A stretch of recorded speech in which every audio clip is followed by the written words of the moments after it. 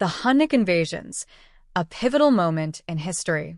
The Hunnic invasions of the 4th and 5th centuries CE mark a period of profound upheaval in European history.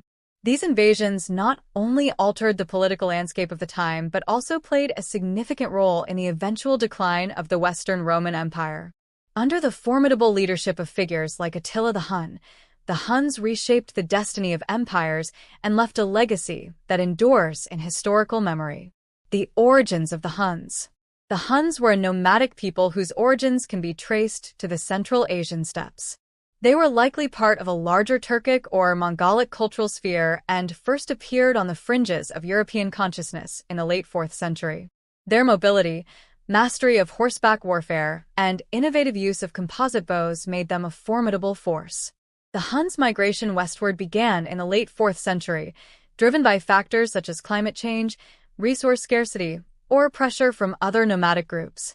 Their arrival disrupted the equilibrium of Europe, displacing other tribes like the Goths, Vandals, and Alans, and setting off a chain reaction of migrations and conflicts known as the Migration Period. Early interactions with Rome.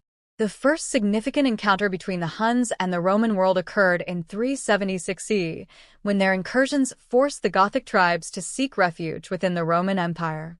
This event culminated in the Battle of Adrianople in 378 CE, where the Romans suffered a devastating defeat at the hands of the Goths, who had been displaced by the Huns.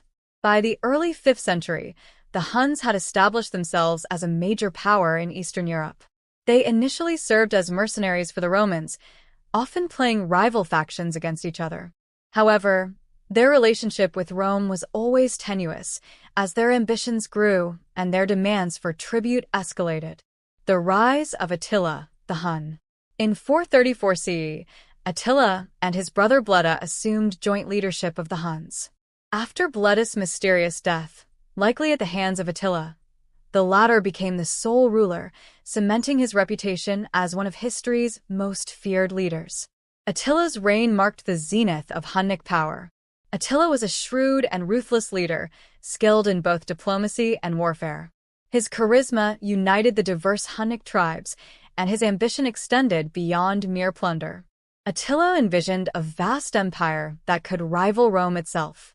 His demands for tribute from the Eastern Roman Empire grew, increasingly exorbitant, and his military campaigns became more aggressive. The campaigns against the Eastern Roman Empire. Attila launched 2 major campaigns against the Eastern Roman Empire, in 441 to 442 CE and again in 447 CE. His forces ravaged the Balkans, laying waste to cities and instilling fear across the region. The Eastern Roman Emperor Theodosius, too, was forced to negotiate and pay a hefty tribute to secure peace. The Huns' military tactics were highly effective. They relied on speed, surprise, and psychological warfare, often employing feigned retreats to lure enemies into ambushes. Their composite bows had a greater range and penetrating power than the weapons used by their adversaries, giving them a significant advantage in battle. The invasion of Gaul. In 451 CE, Attila turned his attention to the Western Roman Empire, launching an invasion of Gaul, modern-day France. His army, a coalition of Huns and subject peoples, advanced rapidly, sacking cities and spreading terror. However, they were met with a formidable coalition of Roman and Visigothic forces, led by the Roman general Flavius Aetius. The 2 armies clashed at the Battle of the Catalaunian Plains, also known as the Battle of Chalons, one of the largest and bloodiest battles of the ancient world. Although the battle was inconclusive, it marked a significant check on Hunnic expansion. Attila withdrew, his ambitions in Gaul thwarted. The invasion of Italy. In 452 CE, Attila launched an invasion of Italy, sacking several cities, including Aquileia, which was completely destroyed. His advance caused widespread panic, and refugees flooded into Rome. However, logistical difficulties, disease, and the intervention of Pope Leo I, who met with Attila and persuaded him to withdraw, prevented the Huns from attacking the city of Rome itself. The decline of the Huns. Attila's sudden death in 453 CE marked the beginning of the end for the Hunnic Empire. He reportedly died on his wedding night, either from a burst blood vessel or from choking on his own blood after heavy drinking. Without his leadership, the unity of the Huns quickly disintegrated. Attila's sons attempted to maintain control, but internal divisions and rebellions by subject peoples weakened their position.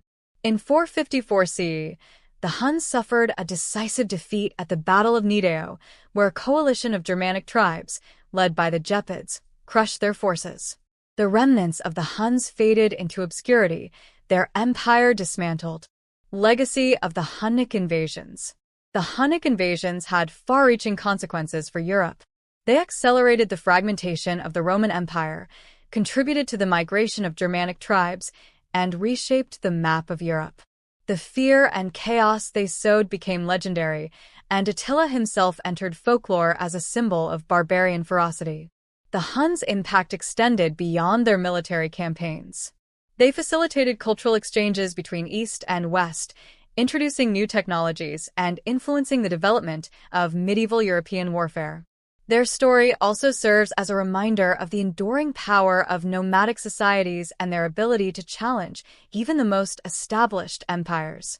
Conclusion.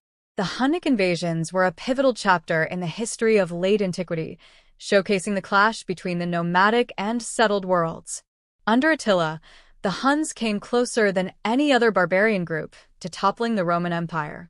Although their empire was short-lived, the Huns' legacy endures as a testament to the transformative power of mobility, leadership, and ambition in shaping the course of history.